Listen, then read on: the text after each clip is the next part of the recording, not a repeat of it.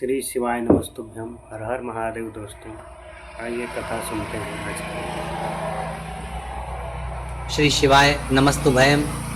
दोस्तों जैसा कि आप सभी लोग जानते हैं कि 11 दिसंबर 2025 यानी गुरुवार को पड़ रही है पौष मास की कालाष्टमी व्रत। और दोस्तों ये वह तिथि है जो पौष मास में पड़ने वाली सबसे बड़ी तिथि है, क्योंकि ये गुरुवार के दिन पड़ रही है और इसका बहुत ही बड़ा और विशेष महत्व होता है। पूज्य गुरु जी ने कहा है कि अगर कभी भी मौका लग जाए और पौष महीने की कालाष्टमी तिथि गुरुवार को पड़ जाए तो आप लोगों को 7 चने की दाल वाला उपाय तो अवश्य ही करना चाहिए। इन दोनों का संयोग बहुत ही कम आता है। इसी के साथ में गुरु अपनी शिव पुराण कथा में बताया है कि इस दिन आपको 7 चने की दाल वाला उपाय तो आपको अवश्य ही करना चाहिए, क्योंकि ऐसा दिन पूरे साल में सिर्फ एक ही बार आता है।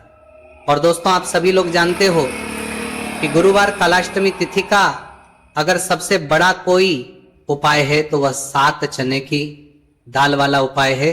तो दोस्तों गुरुवार कालाष्टमी तिथि के दिन आप लोगों को इस 7 चने की दाल वाला उपाय को जरूर करना है। बहुत लोग होंगे जिन लोगों ने इस उपाय को ना किया हो, मतलब पूरा साल निकल गया, उन्होंने किसी भी दिन इस 7 चने की दाल वाला उपाय को ना किया हो। पर दोस्तों आपके पास एक आखिरी मौका बचा हुआ है जो कि 11 दिसंबर गुरुवार कालाष्टमी तिथि के दिन है। इस दिन आप लोगों को इस वाले उपाय को जरूर कर लेना है। भले ही आपने पूरे महीने भर इस उपाय को ना किया हो, पर अगर आपने इस पौष महीने के गुरुवार कालाष्टमी तिथि के दिन अगर इस वाले उपाय को कर लिया तो आपको इस उपाय को करने का वो फल मिलेगा जिसकी आपने कभी कल्पना भी नहीं करी होगी। इसीलिए आप लोग इस वाले उपाय को एक बार जरूर कर लेना है, ताकि आप लोगों के हाथ से ये मौका ना जा सके और आपको इस उपाय को करने का फल मिल सके। दोस्तों ये उपाय पंडित जी ने अपनी अभी की ही श्री शिव महापुराण की कथा में बताया है जी। इस उपाय को आज हम आपको बहुत अच्छे से समझाने वाले हैं। इस वीडियो को देखने के बाद इस उपाय को समझने के आपको कोई और वीडियो को देखने की जरूरत नहीं पड़ेगी। तो चलिए दोस्तों उपाय को शुरू करते हैं। देखिए ये इस पौष महीने के गुरुवार कालाष्टमी तिथि के दिन ये इतना खास होता है, इतना महत्वपूर्ण होता है। देखा गया है कभी कभी बड़े बड़े पूजा पाठ अनुष्ठान से जो मनोकामना पूर्ण नहीं होते, वो पौष महीने की गुरुवार कालाष्टमी तिथि के दिन एक छोटे से उपाय करने से ही आपकी मनोकामना पूर्ण होता जाती है। और बहुत सारे ने इस उपाय को किया भी है और उनको इस उपाय को करने का फल भी जरूर मिला है। अगर आप लोग भी इस उपाय को करना चाहते हैं तो आप इस उपाय को पहले अच्छे से समझ लेना, सुन लेना, उसके बाद करना। आपको इस उपाय का फल जरूर मिलेगा। और इस उपाय को कर लेने से आपके घर में चाहे किसी भी प्रकार की दुख और समस्या क्यों ना चल रही हो, आपको उसका कारण भी नहीं पता है कि भाई ये समस्या किस कारण से चल रही है, उसका कुछ भी कारण हो सकता है, जैसे पितृदोष हो सकता है या किसी भी तरह का मंगल दोष भी सकता है। तो इस दिन आप लोगों को ये वाला उपाय कर लेना है। ये एक ऐसा उपाय है जिस उपाय को अगर किसी विशेष दिन पर किया जाए तो भाई उस विशेष दिन का जो है वह तो हमें मिलता ही मिलता है, पर हमने उस दिन पर इस उपाय को किया है तो हमें उससे भी बड़ा फल मिलता है। और फल बहुत जल्दी मिलता है क्योंकि आप इस उपाय को बहुत ही बड़े और विशेष दिन पर कर रहे हो। तो चलिए अब उपाय के बारे में बात करते हैं, लेकिन उससे पहले आप लोगों को यह जानना आवश्यक है कि आखिर ये उपाय किस समय करना है, किसको करना है और कैसे करना है। तो चलिए हम आगे आपको वीडियो में एक एक करके बता देते हैं।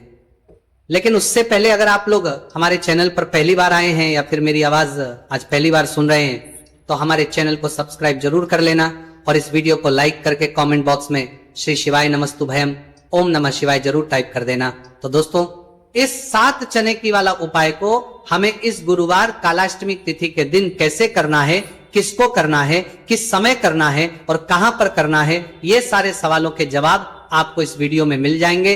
और जो ये वीडियो देखेगा भाई उसको 7 चने की दाल वाला उपाय जरूर करना चाहिए, क्योंकि इस दिन एक चने की दाल का भी बहुत ही बड़ा और विशेष महत्व होता है।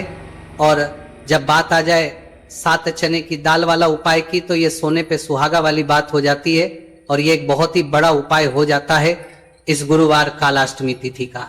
तो अब दोस्तों इस 7 चने की दाल वाला उपाय को आखिर करना किसको है, सबसे पहले हम लोग वो बात जान लेते हैं। तो देखो घर की जो बड़ी माताएं बहनें होती हैं, उन माताओं बहनों में से कोई भी एक बड़ी माता बहन इस वाले उपाय को कर सकती है। और दोस्तों अगर आप चाहें तो अपने घर में से सभी सदस्यों को भी इस उपाय को करवा सकते हैं। अगर किसी व्यक्ति की खुद की कोई मनोकामना है, खुद की कोई दुख और है जो कि वो अपने लिए ही करना चाहता है, इस वाले उपाय को तो वो खुद अपने लिए भी कर सकता है। बाकी अगर कोई घर में से ऐसा है जो कि अपने पूरे घर परिवार की सुख और शांति के लिए यह वाला उपाय करना चाहता है, तो भाई वो भी कर सकता है, उसमें भी कोई दिक्कत वाली बात नहीं है। कहने का मतलब यह है कि इस उपाय को हर एक सदस्य भी कर सकता है और पूरे घर परिवार के सदस्य के लिए घर की बड़ी माताओं बहनों में से कोई एक माता बहन भी कर सकती है। माताएं बहनें अगर घर में उपस्थित ना हो या वह उपाय ना कर पा रही हो, तो फिर घर का कोई बड़ा सदस्य भी इस 7 चने की दाल वाला उपाय को कर सकता है, चाहे फिर वह पुरुष ही क्यों ना हो, उसमें कोई भी दिक्कत वाली बात नहीं है। उसके बाद में दोस्तों जो अगला प्रश्न निकल कर आता है वो ये आता है इस उपाय को लेकर कि आखिर इस उपाय को हमें किस समय करना है, सुबह के समय करना है कि शाम के समय करना है। तो देखो, इस वाले उपाय को आप लोग सुबह के समय भी कर सकते हो और शाम के समय प्रदोष काल में भी करते हो। अब अगर आप पूछो कि भाई सबसे उत्तम समय कौन सा रहेगा इस 7 चने की दाल वाला उपाय को करने का, तो हम आपसे बस यही कहेंगे कि इस उपाय को आप सुबह के समय करेंगे तो ज्यादा बेहतर होगा। बाकी अगर प्रदोष काल शाम के समय भी करेंगे तो भी अच्छा होगा, उसमें कोई भी दिक्कत वाली बात नहीं है। तो अब दोस्तों जो अगली सबसे बड़ी और महत्वपूर्ण बात आती है वो ये आती है कि सुबह अगर हम उपाय को, तो हमें कितने बजे से लेकर कितने बजे तक के बीच में करना है, और शाम के समय प्रदोष काल में करेंगे तो हमें कितने बजे से लेकर कितने बजे के बीच में करना है। तो देखो, सुबह जितनी जल्दी हो सके आप उपाय को करने की कोशिश करना। बाकी अगर किसी कारणवश लेट भी हो जाओ, थोड़ी देर भी हो जाए, तो 10 या 11 बजे तक भी आप उपाय कर लेना, पर 12 बजे से ज्यादा देरी ना हो, ठीक है, इस बात का ध्यान रखना। उसके बाद दोस्तों अगर शाम के समय प्रदोष काल की बात करें, प्रदोष काल का जो समय है होता है वो शाम के 6 बजे से शुरू हो जाता है। मतलब शाम के 6 बजे से लेकर 7 बजे के बीच का जो समय होता है, यह समय प्रदोष काल का समय होता है। तो आप इस उपाय को 7 या 8 बजे के बीच में भी कर सकते हो। मतलब शाम के 6 बजे से रात 8 बजे के बीच में आप कभी भी इस वाले उपाय को कर सकते हो, उसमें कोई भी दिक्कत वाली बात नहीं। चलिए जानते हैं उस विशेष उपाय के बारे में। देखिए दोस्तों, पूज्य गुरु जी की कथा के अनुसार ही इस उपाय को आपको बहुत ही विस्तार से समझाने का प्रयास करेंगे, लेकिन उससे पहले वीडियो को लाइक करें। देखिए, इस वीडियो में हम पूज्य गुरु जी द्वारा बताए गए 3 सबसे अचूक उपायों के बारे में जानेंगे, जो आपको सिर्फ और सिर्फ गुरुवार की सप्तमी की तिथि पर ही करने हैं। पूज्य गुरु जी ने बताया है कि जो भी व्यक्ति इन उपायों को कर लेता है उसके जीवन से समस्त परेशानियां दूर हो जाती हैं। तो चलिए जानते हैं गुरु जी द्वारा बताए गए पहले खास उपाय के बारे में। देखिए, गुरु जी ने बताए हैं कि गुरुवार के दिन किया जाने वाला यह उपाय सबसे सर्वश्रेष्ठ है। इस उपाय के लिए आपको मात्र 1 लोटा शुद्ध जल लेना है। जल आपको तांबे के पात्र के अंदर लेना है। इसी के साथ में आपको मात्र 1 गुड़ का टुकड़ा लेना है और इसी के साथ में आपको लेनी होगी 7 की दाल। देखिए, चने की दाल को लेते समय ध्यान रखना है कि यह खंडित नहीं होनी चाहिए। ये चने की दाल जब भी हम गुरुवार के दिन शिवलिंग पर अर्पित करते हैं तो इससे हमारे जीवन के बड़े से बड़े संकट समाप्त होते हैं। अगर हमारे हाथ में धन प्राप्ति की लकीरें नहीं हैं, अगर हमारे जीवन में दुर्भाग्य के अलावा कुछ है ही नहीं, तो गुरुजी ने कहा है कि हम इस व्यासपीठ से आपको यकीन दिलाते हैं कि गुरुवार के दिन जब भी आपकी दाल वाला ये उपाय करते हैं तो इससे महादेव आपके हाथ की लकीरों को भी परिवर्तित कर देते हैं। तो दोस्तों, ये तीनों ही सामग्री लेकर के आपको पहुंच जाना है भगवान शिव के मंदिर में। देखिए, गुरुजी ने बताया है कि इस उपाय को आप सुबह से लेकर के शाम तक किसी भी समय कर सकते हैं। देखिए, शिव मंदिर पहुंचने के बाद आप जो 1 गुड़ का टुकड़ा लेकर के गए हैं, सबसे पहले तो आपको उसे जल के पात्र के अंदर डाल देना है और आपको महादेव का स्मरण करते हुए ये 1 लोटा जल धीरे धीरे शिवलिंग पर अर्पित करते जाना है। साथ ही साथ आपको श्री शिवाय नमस्तु भयम इस मंत्र का भी जाप करते रहना है। कम से कम 11 बार आपको इस मंत्र का जाप अवश्य करना है। अब दोस्तों, आपके पास जो चने की दाल है उन्हें आपको एक एक करके शिवलिंग पर अर्पित करते जाना है। चने की दाल आप एक एक करके भी समर्पित कर सकते हैं और एक साथ भी शिवलिंग पर अर्पित कर सकते हैं। देखिए, चने की दाल को समर्पित करने के बाद आपको बृहस्पति शवर महादेव से प्रार्थना कर लेनी है कि हमारे जीवन में जो भी संकट समस्या चल रही है, हम जो भी कार्य करते हैं उसमें हमें बार बार असफलता मिलती है, रुकावटें संकट जीवन में लगातार बने हुए हैं, चारों तरफ से सिर्फ और सिर्फ निराशा ही हाथ लग रही है, तो अपने दुर्भाग्य को दूर करने के आपको बृहस्पतिश्वर महादेव से प्रार्थना कर लेनी है।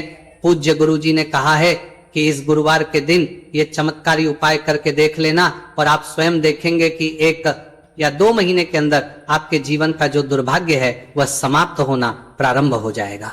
अब दोस्तों हम जान लेते हैं दूसरे विशेष और चमत्कारी उपाय के बारे में। देखिए, इस उपाय के लिए आपको मात्र एक तुलसी जी की लकड़ी लेनी होगी। अगर आपके पास पहले से ही तुलसी जी की लकड़ी है तो उसका उपयोग आप कर सकते हैं, और यदि आपके घर में तुलसी जी का पौधा सूखा हुआ है तो वहां से भी आप तुलसी जी की मात्र एक लकड़ी ले सकते हैं। देखिए, इस उपाय के लिए आपको मात्र एक मिट्टी का दीपक लेना है। इसमें आपको शुद्ध घी का प्रयोग करना है और इस दीपक के अंदर आपको ये जो तुलसी जी की लकड़ी है इसे रख देना है। इस लकड़ी को आपको पूरा घी के अंदर डुबो देना है, चारों तरफ अच्छे से घी लगा देना है और आपको इस दीपक के अंदर इस लकड़ी को रख लेना है। देखिए, यदि आपको ऐसा लगता है कि तुलसी जी की जो लकड़ी है वो बहुत ही जल्दी से जल जाती है तो आपको एक कार्य करना है। आपने जो तुलसी जी की लकड़ी ली है उस पर आपको पूरी पर अच्छे से रुई लपेट देना है, यानी कि कॉटन जो होती है उसे अच्छे से लपेट देना है, जिससे कि ये जो लकड़ी है दिखाई ही ना पड़े। तो इस लकड़ी के ऊपर आपको लपेट लेनी है। अब इसी लकड़ी के ऊपर जो आपने रुई लपेटी है उस पर आपको अच्छे से घी लगा लेना है और उस दीपक के अंदर आपको इसे डाल देना है। अब देखिए, इस दीपक को आप भगवान विष्णु के वहां पर भी प्रज्वलित कर सकते हैं या फिर भगवान विष्णु के किसी भी स्वरूप के सामने आप इसे प्रज्वलित कर सकते हैं, या फिर आपके घर में जो माता तुलसी जी का पौधा है वहां पर भी इस दीपक को आप प्रज्वलित कर सकते हैं। पूज्य गुरु जी ने कहा है कि जो भी व्यक्ति इस 11 दिसंबर 2025 गुरुवार की कालाष्टमी तिथि पर यह तुलसी जी की लकड़ी का दीपक प्रज्वलित कर देता है तो उसके जीवन में कभी भी धन संपदा की कमी नहीं होती है। देखिए, ये जो उपाय है आपने मार्गशीर्ष में कालाष्टमी तिथि पर किया होगा, लेकिन इस बार पौष मास की कालाष्टमी तिथि है, गुरुवार के दिन, गुरुवार का दिन भगवान विष्णु को समर्पित होता है और ये जो दीपक है हम विशेषकर भगवान के निमित्त ही प्रज्वलित कर रहे हैं। तो इस दीपक को आप इस महीने की गुरुवार की कालाष्टमी तिथि पर भी प्रज्वलित कर सकते हैं। देखिए, ये जो दीपक है विशेषकर आपको शाम के समय यानी कि सूर्यास्त के बाद ही करना है। अब दोस्तों हम जान लेते हैं गुरु जी द्वारा बताए गए तीसरे बहुत ही चमत्कारी और विशेष उपाय के बारे में। देखिए, इस उपाय के लिए आपको एक बेलपत्र लेनी है और इसी के साथ में आपको 2 शमी पत्र लेना है। देखिए, आप जो बेल लेंगे वो कहीं से भी खंडित नहीं होनी चाहिए, इस बात का आपको विशेष रूप से ध्यान रखना है। देखिए, मान लीजिए कि यदि आपके पास बेलपत्र नहीं है तो आप भगवान शिव के शिवलिंग पर चढ़ी हुई बेलपत्र को पुनः शुद्ध जल से धो करके उसका उपयोग भी कर सकते हैं। इसी के साथ में आपको मात्र थोड़ा सा लाल चंदन लेना होगा। देखिए, सभी सामग्री लेकर के अब आपको पहुंच जाना होगा भगवान शिव के मंदिर में। देखिए, भगवान शिव के मंदिर में पहुंचने के बाद आपके पास जो एक बेलपत्र है उसकी चिकनी साइड में आपको देखिए, आप सभी को पता है कि बेलपत्र में 3 पत्तियां होती हैं। तो बेलपत्र की जो ऊपर वाली बड़ी पत्ती होती है और नीचे वाली जो 2 छोटी पत्तियां होती हैं उसकी चिकनी साइड पर आपको, यानी कि जो छोटी पत्तियां होती हैं वहां पर आपको एकाएक शमी पत्र जो आप लेकर आए हैं उन्हें छोटी पत्तियों के ऊपर रख देना और इन्हीं शमी पत्र के ऊपर आपको लाल चंदन की एक बिंदी लगा देनी है। अब आपको ये जो बेलपत्र है इसी प्रकार से शिवलिंग पर अर्पित कर देनी है, लेकिन आपको बेलपत्र को समर्पित करते समय गतिमान का नाम लेना है। देखिए, गतिमान जो है वह हनुमान जी के छोटे भाई हैं और पूज्य गुरु जी ने बताया है कि गतिमान का नाम लेकर ही आपको यह उपाय करना है, क्योंकि आपके शरीर के जो भी रोग हैं उन्हें भगवान गतिमान दूर करने वाले। इस उपाय को करने के बाद आपकी जो भारी से भारी बीमारी है वह भी भगवान गतिमान की कृपा से दूर होने वाली है। देखिए, बेलपत्र की 2 छोटी पत्तियों पर आपने एक चमी पत्र रखा, उनके ऊपर आपने एक लाल बिंदी लगाई हुई है चंदन की। तो इसी प्रकार से आपको यह बेलपत्र शिवलिंग पर अर्पित कर देना है। भगवान गतिमान का स्मरण करते हुए, गतिमान भगवान का स्मरण करते हुए आपके शरीर में या फिर आपके घर किसी भी सदस्य के शरीर में जो भी रोग हैं उस रोग को दूर करने के लिए आपको भगवान से प्रार्थना कर लेनी है और फिर आपको वापस अपने घर आ जाना है। देखिए, इस उपाय के लिए गुरु जी ने कोई भी निश्चित दिन, निश्चित समय नहीं बताया है, तो इस उपाय को आप किसी भी दिन कर सकते हैं। आप लगातार इस उपाय को किसी भी दिन कर सकते हैं और हफ्ते में केवल एक दिन भी कर सकते हैं। गुरुजी ने कहा है कि यदि आपकी सालों पुरानी बीमारी है वह भी भगवान गतिमान की कृपा से दूर हो जाएगी। तो दोस्तों, इस प्रकार से आज के इस वीडियो में हमने आपको गुरुवार की इस कालाष्टमी तिथि पर किए जाने वाले 3 बहुत ही चमत्कारी उपाय बताए हैं। जो भी आपके लिए उचित है, सरल है, उसे आप कर सकते हैं। तो दोस्तों, ये थे पूज्य गुरुजी द्वारा बताए गए कुछ बहुत ही खास उपाय। अगर आपको जानकारी अच्छी लगी हो तो वीडियो लाइक करिएगा। मिलते हैं फिर एक नए वीडियो के